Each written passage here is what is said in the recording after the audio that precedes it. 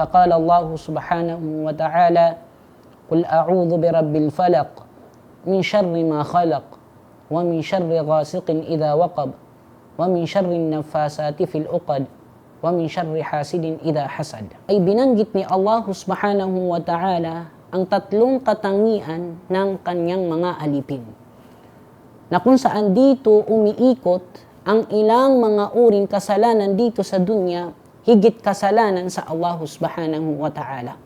At ito din ang dahilan bakit tayo humihingi ng proteksyon, pagpapakupkop sa Allah subhanahu wa ta'ala. Dahil sa mga masasama mula sa kanyang mga nilikha. Gaya ng kanyang pagkakasalaysay sa banal na Quran na kanyang sinabi, min syarri ma khalaq, na ang ibig sabihin ay ang mga masasama mula sa kanyang mga nilikha. Si Imam Al-Qurtubi rahimahullah ay nagbigay kahulugan sa aya na ating binasa na ang ibig sabihin ay pangkalahatan. Saklaw dito lahat ng mga nilikha ni Allah Azza wa Jal. Kabilang dito ang mga tao, kabilang dito ang jin o ikanto, at kabilang din dito ang mga hayop, at kabilang dito ang mga sakit, at kabilang din dito ang mga ilang mga masasama mula sa ating mga sarili. Wa min syarri ghasiqin idha waqab, at mula sa mga kasamaan ng dilim pag ito ay lumalaganap. Ang mga salafus salih ahlus sunnah wal jamaa binigyang kahulugan ng ghasiq, na ang ibig sabihin ng ghasiq ay ang matinding kadiliman. Alam naman natin mga kapatid sa pananampalatayang Islam na ang kadiliman ay simbolo ng kainahan ng isang tao. Kaya't dito lumalabas ang ilang mga uring kasalanan pag sumasapit o pag lumalaganap ang dilim, gaya ng krimen, gaya ng pagpatay sa tao, gaya ng pagsalubong ng mga kalaban o pagsalakay. Kaya't dito mga kapatid sa pananampalatayang Islam, panahon ito na kung saan kailangan nating bigyang pansin dahil dito lumalaganap ang ilang mga uring paggawa ng kasalanan. Wa min syarri ghasiqin idha waqab wa min syarri nafasati fil uqad. At mula sa mga masasama o gumagamit ng mahika o black magic o pangkukulam. Mapapansin nyo sa aya na iyon, ginamit doon ni Allah subhanahu wa ta'ala ay an-nafasat, na kung saan ang ibig sabihin ng an-nafasat ay sihr. Hindi niya doon sinabi na an-nafasin o an-nafasun, bagkus sinabi niya dito ay an-nafasat. Bakit? Karamihan na gumagamit ng sihr ay ang mga kababaihan.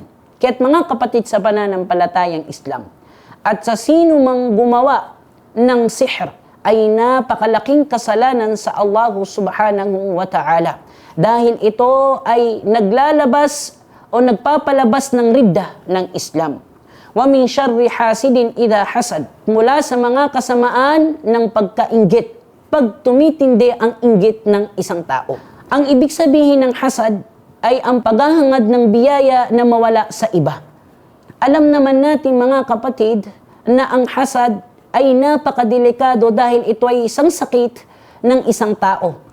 At kung saan binanggit din ni Allah subhanahu wa ta'ala ang ilang mga lunas upang mapalayo sa mga ganitong mga gawain. Allah subhanahu wa ta'ala ay nagbigay halimbawa kung ano ang mga kadelikaduhan ng hasad o hasid. Maraming mga dalil mula sa Quran, gaya ni Qabil wa Habil.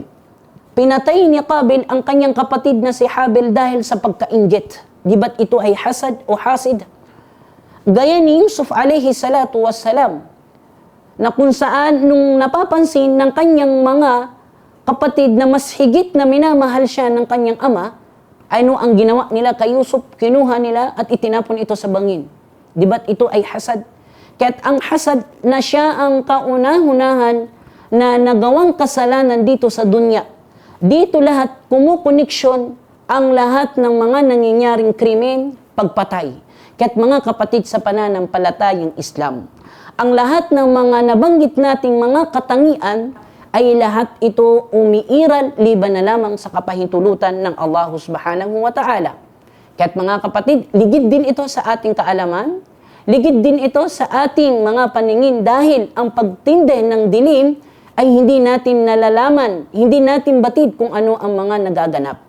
At ganun din ng hasid o hasad, na kung saan di natin to alam, bagkos ito ay nakalagay sa ating puso. Binanggit dito ni Imam Al-Qurtubi rahimahullah na kung saan ang mga solusyon o lunas upang tayo ay mapalayo sa mga ganitong mga gawain o mga ganitong kapahamakan upang tayo ay nasa pangangalaga ni Allah subhanahu wa ta'ala. Una, sinabi ni Imam Al-Qurtubi rahimahullah ay ang palagian ang pagtitiwala sa Allah.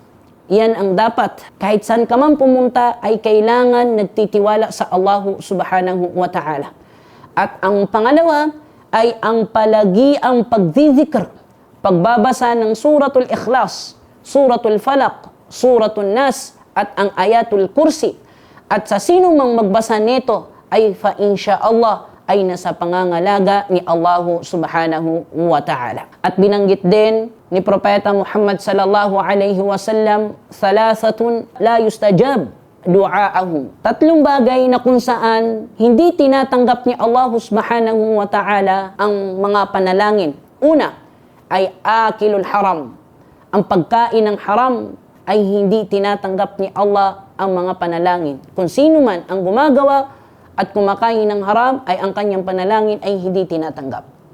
Pangalawa ay wa mukthirul ghibah, ang pagpaparami ng mga pagbabalita ng kasalanan sa mga tao. Ito ay hindi rin tinatanggap ni Allah ang panalangin. At ang pangatlo, wa man kana fi qalbihi ghillun aw hasad lil muslimin, at sa sino mang mayroong napapaloob sa kanyang puso, inggit o galit sa mga Muslim, ay hindi tatanggapin ni Allah subhanahu wa ta'ala ang kanilang mga panalangin.